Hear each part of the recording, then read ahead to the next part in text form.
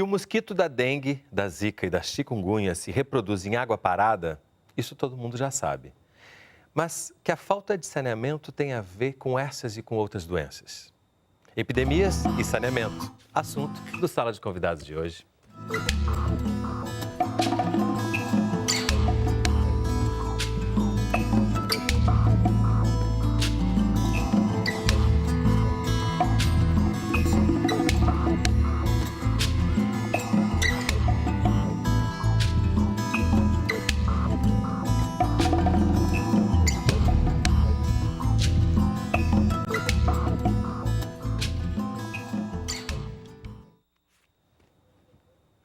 Para conversar com a gente, estão no estúdio Ana Cristina Souza, pesquisadora do Departamento de Ciências Sociais da Escola Nacional de Saúde Pública Sérgio Aroca, da Fiocruz.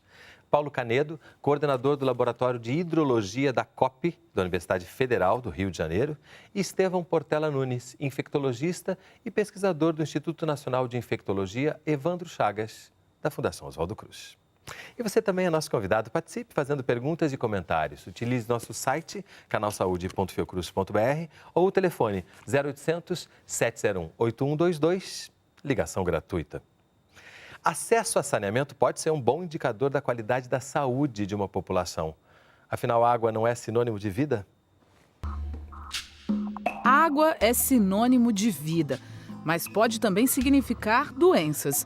Diarreia, hepatite, verminoses são apenas alguns destes males que têm como fator principal o contato com água contaminada.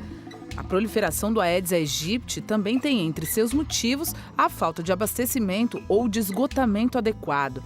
Um problema que teima em fazer parte da história do Brasil, motivo de várias epidemias. Entre 1830 e 1851, foram registradas 23 epidemias letais no Rio de Janeiro. Na maioria, doenças causadas por problemas de veiculação da água. Já naquele tempo se falava da necessidade de se melhorar os sistemas de abastecimento. Mas foi só no início do século XX que o governo estatizou o setor e criou os primeiros projetos para a retirada de esgoto por meio de tubulações. O tempo passou e a década de 50 trouxe uma política de modernização no país. As cidades receberam mais gente, vindas dos campos. Resultado, demandas maiores, serviços insuficientes. Nos anos que seguiram, com a industrialização e o desenvolvimento econômico, algumas empresas de serviços de saneamento de economia mista foram instituídas e o setor pôde se desenvolver, mas às custas de grandes empréstimos.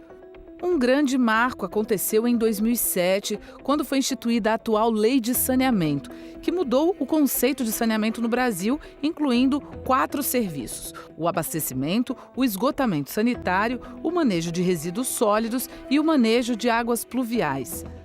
Foi neste contexto que também foi lançado em 2007 o PAC, o Programa de Aceleração do Crescimento. Foi uma ferramenta importante para ampliar o saneamento no país e já destinou 70 bilhões de reais em obras para o setor. Já em 2014, foi promulgado o Plano Nacional de Saneamento Básico. O objetivo é universalizar os serviços de água tratada, coleta e tratamento de esgotos até 2033. O orçamento necessário para atingi-lo é da ordem de 304 bilhões de reais. Por enquanto, apesar de algumas doenças terem diminuído sua incidência, o país ainda está sob ameaça de um mosquito e seus criadouros: água parada, limpa ou suja.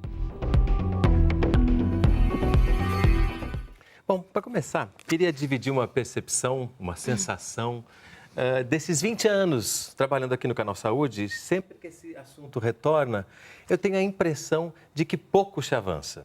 Eu queria saber da opinião de vocês, depois desse breve apanhado histórico, se é isso mesmo, que se apesar da gente já ter o conhecimento do quanto o esgotamento sanitário, a provisão de água de qualidade é fundamental para a saúde de uma população, se mesmo assim realmente avançamos muito pouco nesses últimos anos. O que você acha? Eu acho que a gente avançou uma parte, né? A gente não pode esquecer todas as inovações institucionais que foram feitas, né? Principalmente no último governo, né, os programas que foram lançados para dar respostas para os nossos desafios, para os obstáculos. Mas eu acho que a gente continua com um grande obstáculo aí, que é a eficiência desses gastos no setor de saneamento. Como é que aquilo que é reservado orçamentariamente acaba resultando ou não em melhorias reais, né? Exato. Exato. A gente pensando tecnicamente nessa questão, existe algum impedimento técnico para que isso não avance com uma celeridade que se espera para reverter esse déficit de tanto tempo? Não, tecnologia é absolutamente conhecida, é praticada desde a época dos romanos. Nós não fazemos nenhuma grande novidade. Nós não avançamos, eu acho que nós não avançamos. Quando se mede o avanço com uma determinada régua que não representa a realidade. Na verdade, vamos separar um pouquinho a água do esgoto. A água... Começar a fazer o saneamento a partir dos conceitos. A água avançou um pouco. Temos um índice que do tipo vergonhoso, porém não acachapante. Esgoto, nós não avançamos. Muito embora investimentos tenham sido feitos. Mas o que se mede de avanço é, por exemplo, o número de reais investidos. Isso houve um avanço. Mas isso não significa que houve a correspondente retirada do esgoto, do contato humano. Outra forma de medir é o número de população que tem um cano de água na frente. Desculpa, um cano de esgoto na frente. Também aumentou. No entanto, nem sempre esse cano está ligado às casas. Então, eu tenho vários exemplos para lhe mostrar. Por exemplo, assim, um grande, Duque de Caxias. Tem uma parte ali do Duque de Caxias que está inteiramente construída com um cano de esgoto debaixo da terra. Quantas casas jogam esgoto? Nenhuma. Então, é um cano que coleta nada e leva esse nada para lugar nenhum. Mas que é contabilizado como avanço no esgotamento. Toda rua que tiver um cano instalado é contabilizada como saneada.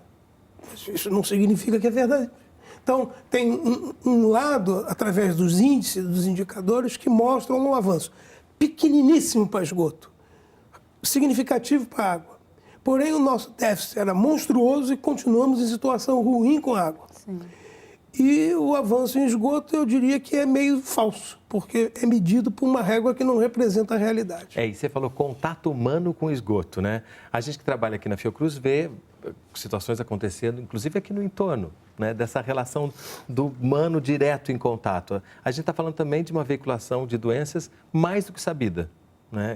É um universo que a gente já domina há tanto tempo ou mais que o saneamento, mesmo assim, a gente ainda tem essa dificuldade, né?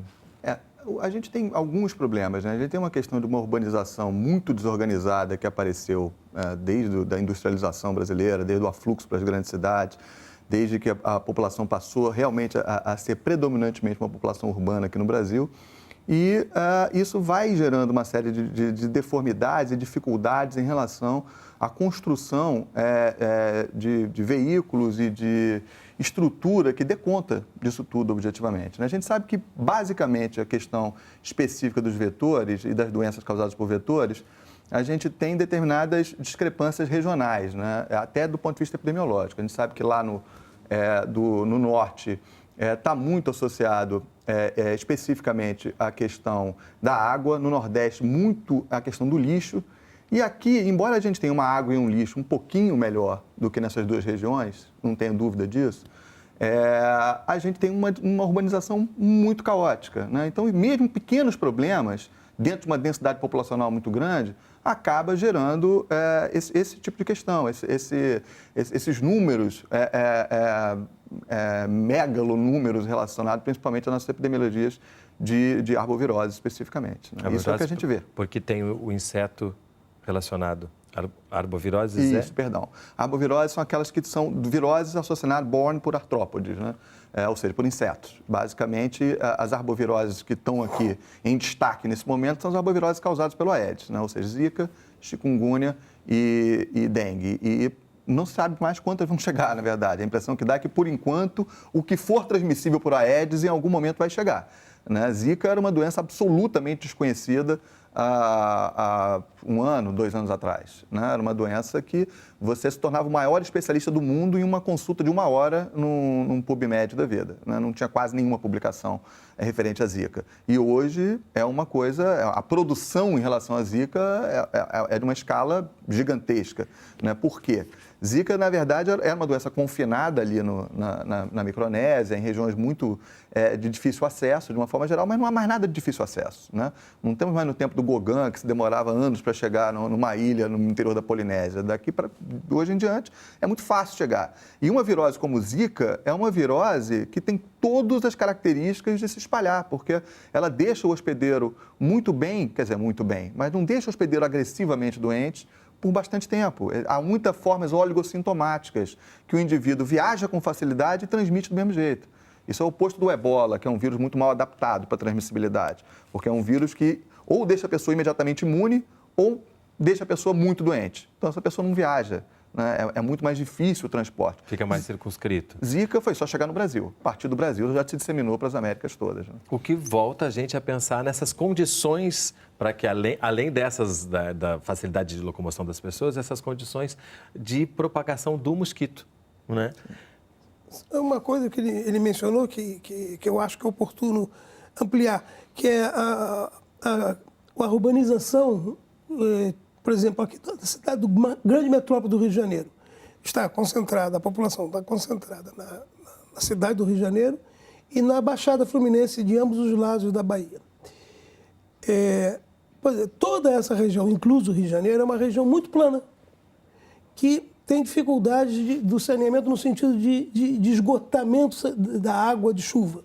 Então, poças são comuns em toda essa região. E aí, proliferação de mosquitos, etc, etc. Há um problema, se não me engano, também da Baía de Guanabara, que tem dificuldade de puxar toda essa água, né? Pela forma. Ela é mais rasa hoje em dia, parece que tem alguma coisa na bacia que dificulta um pouquinho o assoreamento. Não, diria que não. Seria possível? Seria possível. O nível do mar, ele absorve toda a água que chegar. Ele não é imutável com relação às chuvas que chegam. E, portanto, por vasos comunicantes, a Bahia consegue beber tudo. O problema não é a Bahia beber, o problema é chegar na Bahia. Pois é. Falamos aqui nas questões técnicas, nas questões sanitárias, eu queria frisar agora as questões políticas, né? Para entender por que um assunto que deveria ser realmente tão prioritário, porque ele tem várias vertentes, né? Especialmente a saúde, que acaba sendo para onde tudo converge. Por que as questões políticas são importantes de pensar quando a gente fala em saneamento? São fundamentais. Na década de 90, vários especialistas no setor, né, do setor, tentaram investigar por que o setor nunca entrava na pauta, né? Porque a gente teve aí, depois da Constituição, a gente vê que a educação entra na pauta, inclusive com repasse garantido. Saúde também, a gente tem a formação do Sistema Único de Saúde, mas saneamento não consegue, não tem a sua fatia ali de repasses garantidos, né? Constitucionalmente. Então, a gente costuma dizer que é a filha bastarda das políticas sociais. Porque... Mesmo estando na base de tudo, né? Exatamente, mesmo tendo impacto sobre o meio ambiente, mesmo tendo impacto sobre saúde, mesmo tendo impacto sobre recursos hídricos, não entra, né, na agenda. E vários especialistas, então, se debruçaram sobre esse assunto e eles constataram que 2 obstáculos principais ali dificultavam a emergência desse problema, né, na questão da agenda pública, que era a falta de regulação, de você ter um instrumento jurídico que desse segurança jurídica para os investimentos públicos ou privados no setor, né, por companhias estaduais ou privadas. E você tinha também a falta de financiamento, era um setor subfinanciado, até em razão de você não ter segurança jurídica para fazer o investimento desse dinheiro, desses recursos. E isso ficou durante a década de 90 toda nas publicações que tentavam abordar esse problema, essa coisa de um setor entravado, que não ia para frente, que estava aí estacionado. E o que acontece, por isso eu destaco os avanços assim, que a gente teve dos últimos anos, é que, mal ou bem, a gente conseguiu, como apareceu ali na televisão, né, no nosso vídeo, conseguiu uma segurança jurídica através da lei de 2007, o marco regulatório de saneamento é justamente para garantir esses investimentos, garantir uma segurança desses investimentos, né, que exige planos, né, um plano diretor de saneamento nas cidades, nos estados, né, ele enfatiza essa questão da gestão, enfatiza a questão do planejamento, para justamente poder sair dessa questão da urbanização desenfreada, desorganizada. E você teve o lançamento do PAC, que é o Programa de Aceleração de Crescimento, com uma modalidade específica voltada para o saneamento. Então, isso, de uma certa forma, desarmou aquele discurso que a gente tinha na década de 90, os tais obstáculos, porque colocou dinheiro no setor e deu condições jurídicas para que esse dinheiro fosse investido com segurança. E mesmo assim...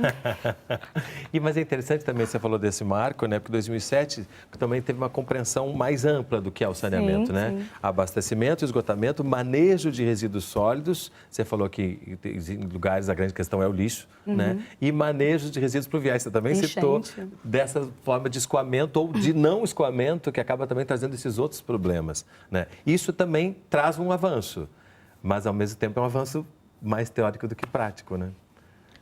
Há uma impressão também de que a gente, à medida que as coisas, a gente avança num ritmo talvez muito mais lento do que o necessário para o crescimento dos problemas. Assim, os problemas aumentam no sentido de urbanização ainda crescente, de dificuldade de urbanização e os avanços parecem não dar conta. Assim, parece que a gente está sempre correndo menos do que o avanço dos problemas, vamos dizer assim.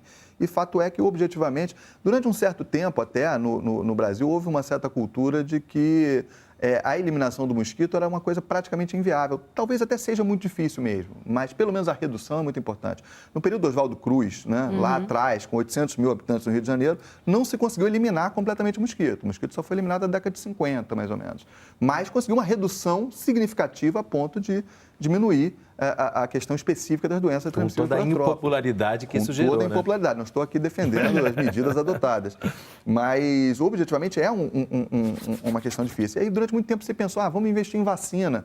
Só que a vacina vai dando conta de uma coisa por vez, né? Não vai dar conta de todas as vezes. Vão aparecendo viroses que a gente não conhece, simplesmente. Né? Agora é chikungunya, agora é Zika. Né? E tudo isso, na verdade, a própria questão das vacinas induz questões biológicas que precisam ser discutidas, a questões de segurança.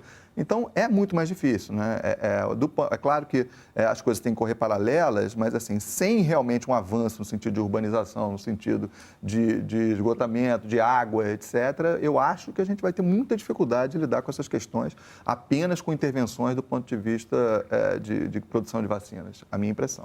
Tem uma pergunta que chegou aqui pelo telefone, Mariana de Souza, do Rio de Janeiro. Mas, afinal, de quem é a responsabilidade pelo saneamento? Município, estados ou governo federal? Os três. A resposta é unânime, né? E isso é um problema. Foi bastante destacado também pelos especialistas, porque a gente entra no problema do pacto federativo. Quando você coloca uma gestão que é compartilhada, uma competência comum, o comum vai até onde, né? Até onde eu presto, até onde eu posso gerir, até onde eu só financio, até onde eu tomo conta do que foi investido. E aí você tem brigas entre municípios e estados, né? Você vai ter o nosso problema aqui SEDAI com Niterói, né? Que Niterói decidiu privatizar os serviços, a SEDAI não queria, porque tinha uma concessão. Aí você vai ter... Esse é um problema realmente... Ela destacou importante. Acaba acontecendo uma dispersão de responsabilidade, na verdade. Né? O deixa que eu deixo. Mas de quem é? Quando melhora os índices, todo mundo quer levantar a bandeira de que o mérito é dele. Né? Isso acontece com muita frequência. Né? Durante muito tempo também, no Rio, a gente sempre viveu aquela questão de que, em geral, depois de um ano muito forte do ponto de vista da epidemia, o outro ano dá uma contração do número de casos, por vários motivos. Por esgotamento suscetível, enfim, por vários motivos. Mas agora, com a circulação de vários vírus simultaneamente, ninguém mais pode trabalhar com essa ideia. Né? Era muito fácil, você não fazia nada, diminuía do mesmo jeito e você ainda lucrava no mérito de ter diminuído o número de casos. Aconteceu de 2001 e 2002 para 2003, aconteceu de 2008 para 2000, sempre acontece um pouco isso. Mas agora não dá mais para trabalhar com isso. Agora, realmente, nós estamos em xeque, porque existem vários vírus circulando, os 4 tipos de dengue, chikungunya, zika. Então, realmente precisa se fazer alguma coisa. E agora começa essa briga de surdo, né? Cada um quer dizer que a responsabilidade é do outro, como acontece em segurança, como acontece em outras áreas também, de uma forma geral. Né? E aí você tem um problema também histórico nisso, né? Que de configuração mesmo da política setorial. Porque o titular é o município, pela Constituição Federal. Mas, historicamente, como a gente tem uma herança de ditadura militar, que foram as companhias estaduais de saneamento, elas detêm o know-how tecnológico, elas detêm o pessoal especializado. em trabalhar no setor, né, esses municípios fizeram concessões, longas concessões de décadas para essas empresas. Então, quando a gente tem a redemocratização, esses municípios, e aí? A gente continua... Isso segue vigindo. Exatamente, mais de 70% dos municípios ainda são servidos por concessionárias estaduais, apesar da titularidade ser municipal. A gente começa a ter um nó aí, né? Totalmente. Na saúde, a gente também tem questões das responsabilidades federal, estaduais e municipais, mas a tentativa de começar a compreender e delimitar, né, para que as coisas possam avançar. E muita coisa se conseguiu nesse sentido, né? Mas saneamento, pelo jeito, a briga segue ainda. Eu acho que esse problema existe, de fato, mas ele não é a causa principal. É um complicador, mas não é a causa principal. Eu acho que a causa é nós não temos um processo de priorização, porque não é desejo da população. Da população? Eu acho que sim. Não está exigido dos nossos políticos que haja uma prioridade para saneamento. Realmente não aparece nos debates com a Não força aparece, aqui dentro. não aparece. Apareceu no último debate. Eu já vi muitos debates presidenciais, por ser o mais velho da turma aqui, e somente nesse último ano eu vi esse assunto em debate. E é tratado muito superficialmente, os dados que se tem para fazer análise são precários, porque eles são falsos, e aquilo que nós estávamos falando, os indicadores eles medem o meio e não a atividade fim, e isso dificulta. Mas repara o seguinte, quando há uma intenção, por exemplo, a Ana citou Niterói e Rio de Janeiro. Niterói, que era gerida pela SEDAI, passou a ser gerida pela Águas de Niterói, que é uma empresa privada. Apesar da briga, ela fez. E apesar da continuada briga, inclusive de uma dificuldade super local, que não há água para entregar para Niterói distribuir. Falta o volume de água, do bem básico. É uma dificuldade anterior ainda. Né? Anterior. Ainda assim, Niterói conseguiu terminar com o problema de falta d'água. Então, se o assunto fosse só por causa da dificuldade entre os três poderes, municipal, estadual e federal, eu acho que nós poderíamos estar numa posição muito maior. O problema é que não há exigência da população. Por exemplo, vocês citaram a lei de saneamento de 2007. É verdade, está lá. Mas a lei tinha, até pouco tempo atrás, um vácuo, porque ela não tinha sido regulamentada, então tinha um vácuo no coração dela, que era de quem é, por exemplo, o poder, quem exerce o poder outorgante nas grandes metrópoles. Não tinha. E continua não tendo. Quem botou não foi o Legislativo, foi o Tribunal Federal, o Supremo Tribunal Federal, que disse, olha, já que não está escrito, digo eu, é compartilhado. Então, e quais são os locais do Brasil que tem uma Câmara de compartilhamento? Não conheço. O Rio de Janeiro está instalando a sua primeira, e é a única no Brasil. Que é para discussão dessas questões... A discussão das questões da metrópole. Compartilhar, né, numa região metropolitana, o abastecimento de municípios. Então, eles têm que fazer essa Câmara para compartilhamento das decisões, de como vai ser a alocação dos recursos. Muitos estão saindo da prestadora principal, como foi o caso de Niterói, adotando outras empresas e dali eles precisam compartilhar, até porque a SEDAI ela é responsável por uma boa parte do tratamento que depois, inclusive, vai ser passado para essas outras concessionárias menores. Pensando, por exemplo, por que a população não pede isso mais enfaticamente aos administradores, ao eleito? Por exemplo, a água pede muito mais do que esgoto. E por isso é que os índices de água são do tipo ruins, porém não vexatórios. Nós temos cerca de 85% assistido. E quando falo 85%, parece um número grande. Eu quero dizer que no mundo civilizado, o número mais baixo é 95%. 95% você está lá, é o último da fila. É horrível. Fica de castigo. Todo mundo luta por 99%, 98%, etc. Nós estamos em 85%. Portanto, é péssimo. Mas a população entende que 85% é um número bom. Tanto é que, quando você vê os governadores, o presidente, falam com 85% a boca cheia. Não. A água está resolvida, estamos com 85% de serviço. Primeiro, é mentira. Porque os 85% significa 85% das ruas tem um cano de água. Mas não necessariamente água dentro do cano. E não necessariamente água 24 horas por dia. Devo dizer que não há estatística para isso, mas eu ouso afirmar que não há um lugar grande, importante no Brasil inteiro, que haja cano com 100% de água o tempo todo. E com canalização interna, que é uma coisa importante do ponto de vista da saúde pública. Porque essa água, que, por exemplo, com canalização externa, por exemplo, uma vila chega num determinado tanque, as pessoas vão lá, pegam essa água, armazenam em casa, contaminam a água, criam um ambiente para estimular o vetor e você não tem controle sobre isso. Isso entra na estatística como plenamente feito, e não está. As estatísticas são ruins, mas a água que o povo pede tem. Agora, o esgoto o povo não pede. E aí eu fico perguntando por quê? A gente vai segurar essa pergunta para o próximo bloco. Belo gancho. Até porque a gente vai entender também as consequências de não ter mais profundamente ainda quando a gente fala em saúde e doença. Sala de convidados vai fazer um breve intervalo. Não sai daí, a gente volta já.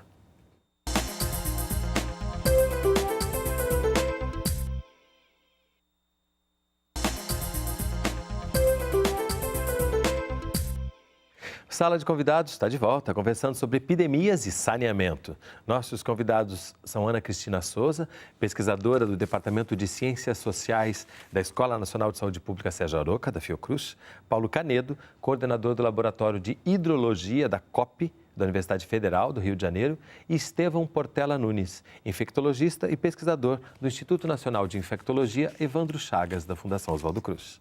E você também é nosso convidado, participe fazendo perguntas e comentários. Utilize nosso site, canalsaude.fiocruz.br ou o telefone 0800 701 8122, ligação gratuita.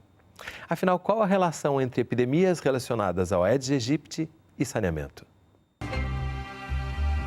As condições sociais têm sido apontadas como determinantes para a proliferação de epidemias historicamente. A gente pode pensar as epidemias de cólera no século XIX, por exemplo, na Inglaterra, que resultaram, inclusive, em várias medidas de saúde pública que a gente conhece hoje, como, por exemplo, as relacionadas ao tratamento de esgoto e acesso à água.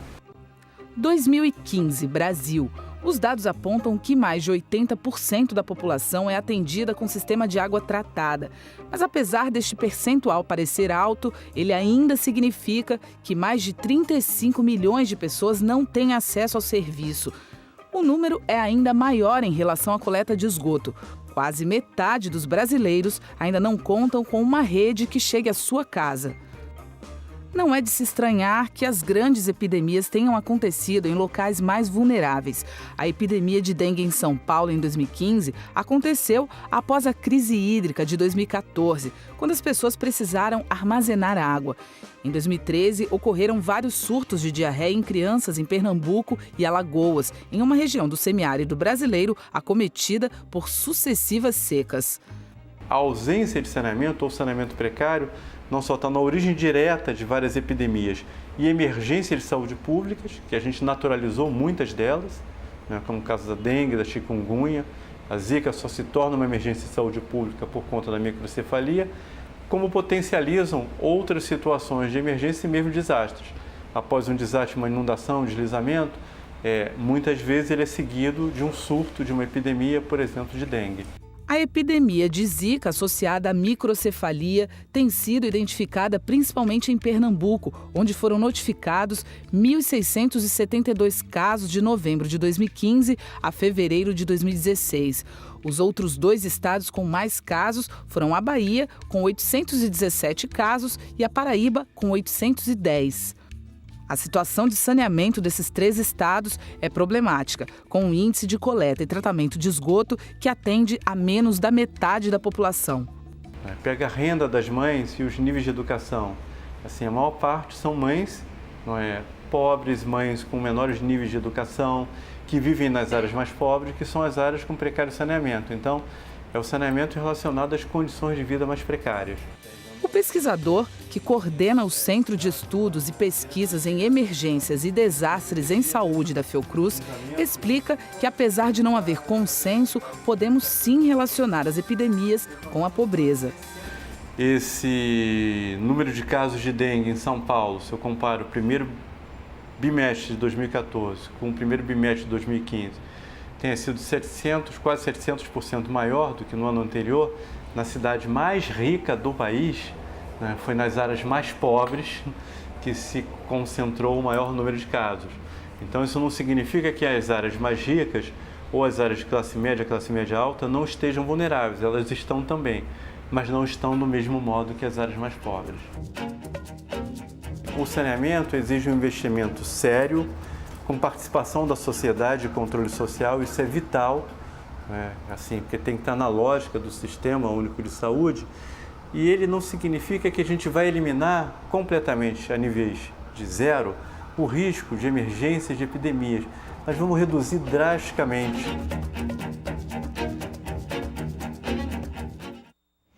Queria trazer essa questão, né, da relação direta que tem entre a pobreza e as epidemias, da relação direta que tem se é que tem, entre a pobreza e também os níveis piores de saneamento.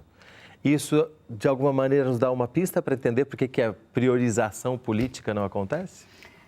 Eu, inclusive, estava conversando aqui com um colega que eu acho que a população se incomoda muito, sim, com a precariedade desses serviços. O grande lance, né, é que esses serviços são prestados assim em populações carentes. Então, eu acho que a população se incomoda, mas ela não tem voz, não tem força política para... Como aqui ela tem, a gente tem aqui um Cláudio Magalhães da Rocinha, do Rio de Janeiro. Como o senhor Paulo pode dizer que o povo não pede saneamento? Na Rocinha, em vez de bondinho, pedimos saneamento. O problema é a escuta do gestor. É nesse sentido? É verdade. Eu dou a mão palmatória. O pessoal da Rocinha pediu saneamento. Mas vamos entender o que significa isso. Eles, quando pediram saneamento, eles pediram água, essencialmente, e afastar o esgoto da sua casa. Que o saneamento, esgotamento sanitário, ele tem dois grandes grupos. Primeiro é afasta de mim e segundo é trata. O afasta de mim, o sujeito da eroção sou eu sou o centro do universo. Então, afasta de mim. Pronto, afastado, agora eu tenho um problema, mas o problema que tenho é coletivo, não sou mais eu. O rio está poluído. Então o sujeito da oração é agora nós.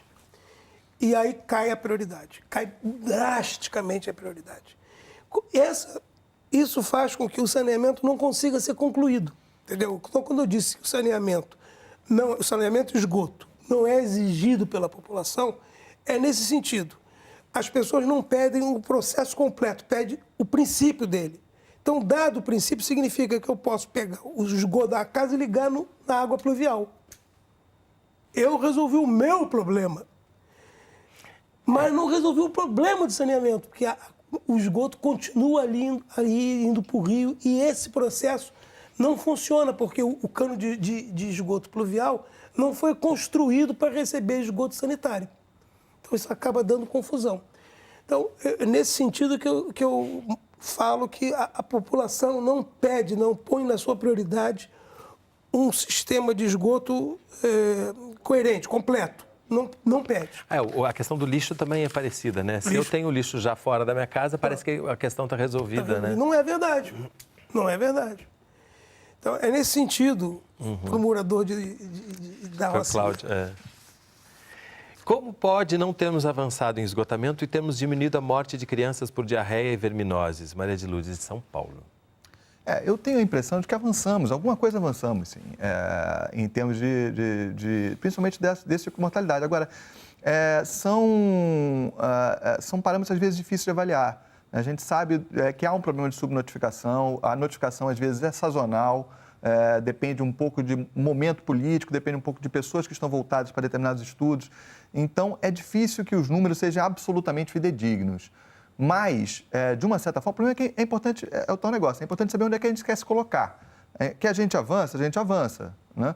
Mas, em que pé que a gente vai ficar satisfeito? É como estava falando aqui o colega sobre o 86,5%. Ok, parece um número altíssimo, se você pensar assim, numa prova, tirar 8,5 é ótimo. Mas ninguém entra num avião que só tem 85% de chance de chegar no destino, né? E a comparação tem que ser um pouco essa. É uma coisa extremamente importante para a gente deixar 15% descoberto. Então, embora tenha havido avanço, é óbvio que a gente não está em situação de alguns outros países, né, em que realmente há dificuldades... Há piores ainda, né? Não tem dúvida, há piores. As situações... um exemplo clássico é o que acontece com a questão do aleitamento materno em mães HIV positivas, né?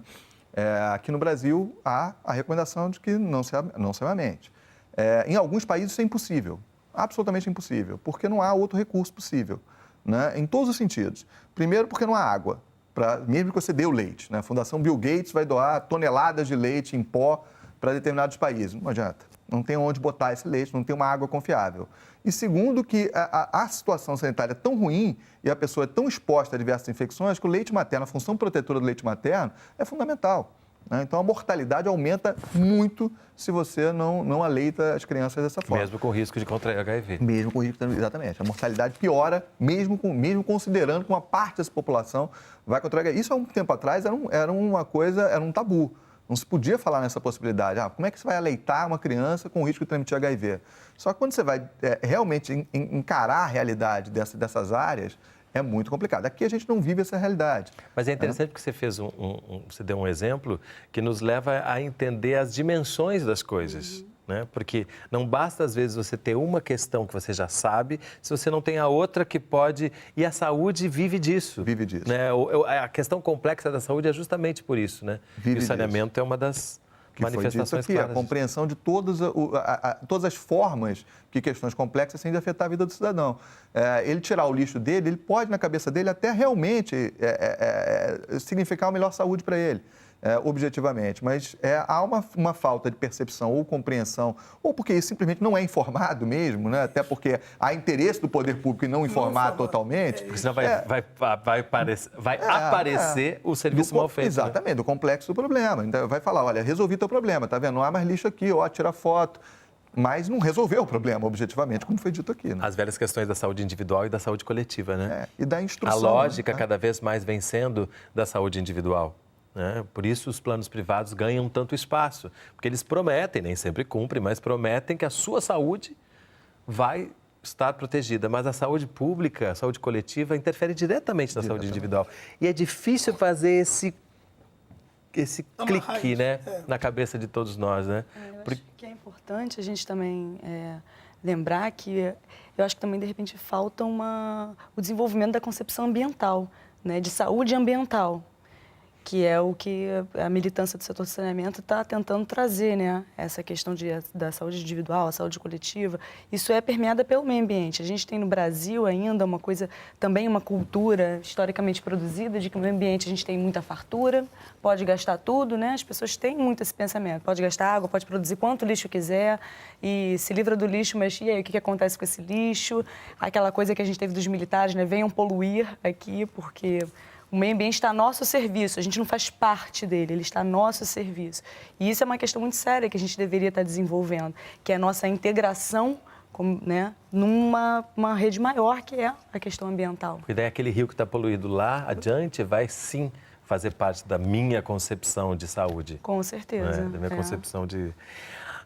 acho que agora essa pergunta tem a ver com a questão dos dados confiáveis ou não confiáveis. Joacir de Niterói. A medida do avanço de esgotamento é algo determinado por quem? O Simples Cano é contabilizado? É isso. Vou citar aqui um exemplo que eu acho absolutamente didático. Eu sou consultor do Banco Mundial para investimentos em saneamento. E o banco resolveu tornar Vitória, a grande Vitória, região metropolitana, como primeira região metropolitana atendendo aos 100%. Então investiu, quer dizer, deu dinheiro, deu não, emprestou o dinheiro para o governo capixaba. E o governo investiu e fez uma quantidade enorme de obra. Sem roubo, tudo direitinho, vamos tirar esse fato, suponha que tudo tenha sido perfeitamente gasto, do ponto de vista contábil. Aí o banco ficou horrorizado porque não aumentou em nada os índices de saneamento local, zero. E foi aí que eu comecei a trabalhar no Espírito Santo. Elucide essa dúvida. Então, a dúvida foi elucidada da seguinte forma. Dividiu-se em vários lotes de obra, cada empresa fez o seu lote, suponha que fez 90% do seu lote, e cobrou 90% do preço, portanto, não houve desvio de dinheiro. Só que em não fazendo 100%, esse lote não se conecta a esse não se conecta a esse e assim por diante. A rede não existia. A rede não existia. E aí nós tínhamos um problemaço, que era o seguinte, eu tenho uma rede 90% feita, que funciona 0%. Como resolvo? Então, foi feita uma licitação absolutamente ímpar no Brasil, ali no mundo. Nunca tinha sido feita uma dessa desse tipo, que foi a seguinte coisa. Senhores, enfim, construtores, eis uma rede com essa dificuldade. Seu serviço é, faça funcionar 100%. Eu não vou lhe dizer o que você tem que fazer. Você se vira e oferte um preço para execução. E aí, essa obra foi feita. Isso foi no final da década passada. E hoje, a região de Vitória tem uma enorme percentagem de atendimento. O que falta para 100% é porque cada casa não necessariamente se ligou à rede. Porque essa ligação é uma obrigação individual. Do morador. Do morador. Então, tanto que o banco está considerando dar gratuitamente um dinheiro para o governo federal, estadual, para que o governo estadual custeie essa ligação, pelo menos nas casas de população mais de baixa renda. Então, repara, o fato de ter muito cano instalado não significa que você tem um belo funcionamento. Entendeu? Então, você pode ter um carro, botou o motor de Rolls Royce, não sei o quê, e não botou a roda. Não anda. E é complexo porque tudo é subterrâneo, né? Tudo subterrâneo, ninguém vê. Para detectar onde é que estão as... E por que o pessoal não faz assim? Porque é simples de entender. Ó. Tem aqui uma grande rocha. O cara vem com um cano e agora tem essa rocha, muito complicado. Para aqui e eu só cobro o que eu fiz. Agora o cano segue do outro lado da rocha. Para que serve isso para a população? Para nada. O esgoto não passa por dentro da rocha. Então, e as estatísticas brasileiras consideram quantos metros de cano foram colocados. Ok, então se foi 1 quilômetro, então são 100 mil habitantes que foram beneficiados. Não foi. É falsa estatística. É difícil, né? Indicador é uma coisa que você tem que analisar com muito cuidado sempre, né? Tem que trabalhar com muito cuidado. Estatística, então, nem se fala. Porque a estatística você ainda pode manipular os indicadores, né? Mark Twain falava, existem 3 grandes mentiras. A mentira deslavada e a estatística. E é difícil mesmo, assim. Se você não tiver um trabalho de análise... seja indispensável quando é bem feito. Sim, claro. Longe de mim discutir trabalho estatístico. Vários que são meus companheiros e tudo. Mas é difícil porque ela realmente ela permite uma série de mistificações, tanto os dados, tanto as estatísticas como as análises, esse tipo de dado para tentar monitorizar um determinado setor. Então, realmente, tudo precisa de uma coisa cuidadosa e tudo tem que estar voltado ao efeito final, né, objetivamente. Né? O efeito final, realmente, você conseguiu transformar isso não só em indicador, mas em saúde, né? Isso realmente repercutiu de alguma outra forma, porque senão realmente fica difícil a análise. Precisa do controle social. Um de vocês falou nisso. Ele citou na matéria Precisa do controle social. O saneamento seguir a mesma lógica do Sistema Único de Saúde, né? Não há jeito. Porque eu acho que a gente foi levantando aqui, se viu que essa questão política ela é fundamental, mas que sem esse braço dado com a sociedade compreendendo o que é saneamento de uma forma mais ampla e tendo poder de exigência, a coisa não anda, né? De alguma forma, isso começa a se desenhar ou existiram alguns momentos em que isso aconteceu, de ter uma pressão popular mais forte? Você tem os espaços dos conselhos, né? De cidades e tal, mas a gente não tem uma cultura de participação política muito forte. Acho que agora, ainda com a lei que acabou de ser aprovada, das manifestações, cada vez menos a gente vai ter algum espaço para alguma... Exatamente, para alguma exigência um pouco mais, né, mais firme por parte da população, que eu acho que está sendo reiteradamente não escutada, reiteradamente ignorada nessas demandas. Chega uma pergunta da Regina da Silva, da Barra da Tijuca. E o que falar de condomínios luxuosos que jogam seus esgotos nas lagoas e rios? Falta de controle social. Isso é um verdadeiro absurdo, né? Enfim, um absurdo permitido. Esse também tem um episódio muito interessante. Há muitos anos atrás, o governador era o Moreira Franco. Me lembro da época. O Banco Mundial botou dinheiro para que o Estado do Rio de Janeiro fizesse o emissário submarino da Barra. E aí uma empresa foi contratada para fazer o estudo e disse que o emissário teria que ter 5 quilômetros de comprimento. Ele avançaria 5 quilômetros pelo mar. E o governador aceitou e fez um processo licitatório para a construção do emissário. Nós estamos no Moreira Franco. Eu acho que é década de 80, né? Década de 80. A Barra estava nascendo. Quer dizer, já tinha nascido, mas não era... Nossa, era longe de ser o que é hoje. E E aí um grupo de pessoas ambientalistas, bem intencionados, creio eu, entraram na justiça contra. Como fazer 5 quilômetros? Eu fiz aqui umas contas aqui nas pernas, aqui, disse que ela viu que era 6. E aí foram à justiça. A justiça também, muito bem intencionada, creio eu, disse há uma possibilidade de ter um erro, não pode construir. Só que não poder construir emissário significa dizer, olha, pessoal, povo, não defequem.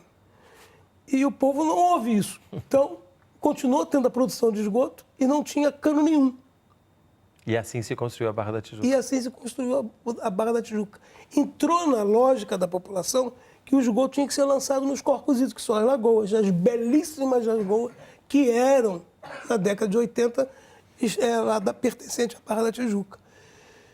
Agora temos um emissário. O que teria que ter sido feito? Se há uma dúvida se o emissário tem que ter 5 ou 6 quilômetros, a decisão deveria ser: constrói um de 5 e eu vou aqui verificar muito bem. Se for o necessário 6, faço mais um. Mas não faça 0, porque entre 5 e 6, escolheu-se 0. Pô. E ficamos desde a década de 80 até 10 anos atrás, menos, para fazer o emissário da Barra. E quando isso ocorreu, todas as lagoas já estavam irremediavelmente poluídas. E a cultura já estava também... E a cultura implantada. Implantada de que é isso, é o que temos, e Aí preciso se migrar dessa resigna, forma. as pessoas todas ficam resignadas. Menos um ou outro, pessoa mais esclarecida, que vê que isso é um absurdo. Como você joga os seus dejetos na lagoa ou num rio? Isso é absolutamente... Porque você falou que ainda tem a questão do tratamento do esgoto, né? Essa questão da Barra é interessante porque a militância ambientalista, quando começaram a discutir as possíveis soluções para o esgoto da Barra, né, dessa urbanização que estava acontecendo, estava começando e que era promissora, né, nesses bairros, tinha uma discussão muito voltada para essa questão da solução tecnológica e entre emissários e esses movimentos ambientalistas que contestavam o emissário como a única disposição final do esgoto. Então, eu acho que assim... Porque o emissário só tem o intuito de jogar para longe, não faz nenhum tratamento. Exato, era o que esse pessoal, era que o pessoal ambientalista, os movimentos ambientalistas questionavam. Eles achavam que você não podia tratar o meio ambiente dessa forma, né? Novamente, é o nosso serviço, ele que vai fazer a depuração desse esgoto. Você tinha que fazer um tratamento prévio primário e aí sim o emissário seria utilizado de uma forma assim residual, ou seja, no final do processo. E aí começa essa briga, né, entre esses dois. Mas eu acho que mais do que controle social tem que ter uma fiscalização estatal desses condomínios. Tem que estar... O encargo tem que ser do Estado. É facílimo. Por que não é feito? Porque não quer ser feito. Porque, repara o seguinte, se eu estou andando, sou fiscal, vejo um cano saindo água poluída. É simples. Eu pego um concreto, faço uma tampa, uma rolha de concreto. Pronto. O sujeito que jogou vai ter seu vaso sanitário todo para dentro do seu banheiro. Pronto. Vai voltar. Resolva o seu problema. Pronto, tá? E devolvi todo o esgoto que você estava me dando, de volta. Quando a gente pensa, né, nessa coisa de jogar para longe ou de tratar, como é que a gente pode entender essa nossa estatística já vergonhosa? A gente está falando nesse percentual aqui de metade, digamos, jogar para longe, tratar, a gente tem essa compreensão, não? Na minha opinião, quando estavam se discutindo, quando essas discussões eram feitas de solução tecnológica, eu acho que entravam aí os interesses, né? Quem se beneficia de uma solução tecnológica em que você coloque tudo adiante, sem fazer tratamento em nada, mas que seja uma grande obra, que você construa um emissário, seja uma grande obra de engenharia, em que você se livre do problema, meio que, né, sem se preocupar com os efeitos disso sobre o meio ambiente ou tal. E o que eu penso é que são as empreiteiras, né, que estão ali, são os interesses... Olha, o emissário teria que ter de qualquer maneira. Sim, mas a pergunta não era, como trato principal. antes ou trato depois? Sim, mas não como saída principal. Então, repara, a discussão é pertinente. Eu não estou defendendo que não deva ser tratado. O que eu estou dizendo é o seguinte, a decisão não pode ser não joga no emissário. Essa decisão não serve. Eu vou jogar no emissário. Agora, se o emissário tem 5 ou 6 quilômetros, vamos discutir. Se vou tratar antes ou não vou tratar antes, vamos discutir. Mas que tem um emissário, tem um emissário. Porque é algo emergencial que precisa ser feito, né? O problema é a paralisia, né, objetivamente. Enquanto se discute uma coisa, Não isso é pode muito ficar comum parado. aqui. É muito comum se sempre optar para mas para fazer isso vai desde questão de cotas até questão, sempre se discute e fala, não, mas isso não é a saída é melhorar tudo, e aí a gente fica meio paralisado muitas vezes, né? Essa é uma questão.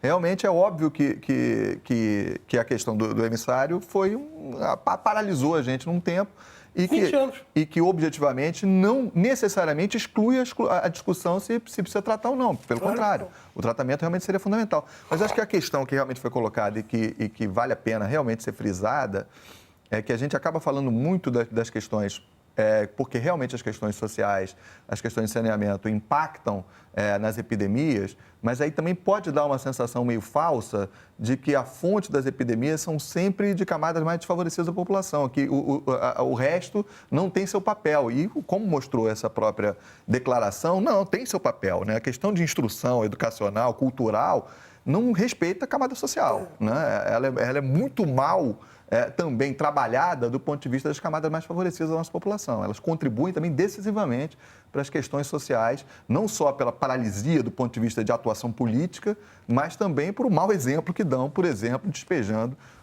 dejetos, eles que teriam, teoricamente, muito mais condição, muito mais responsabilidade. Excelente forma da gente terminar o programa, que é de responsabilizando todo mundo por essa questão, que é uma questão de todo mundo mesmo, né? Saúde individual, saúde coletiva, saneamento para todos. Será que teremos em 2033? Eu diria mais, isso só vai melhorar se nós nos entendermos como responsáveis por essa questão. Perfeito. Obrigadíssimo pela presença de vocês aqui conosco hoje.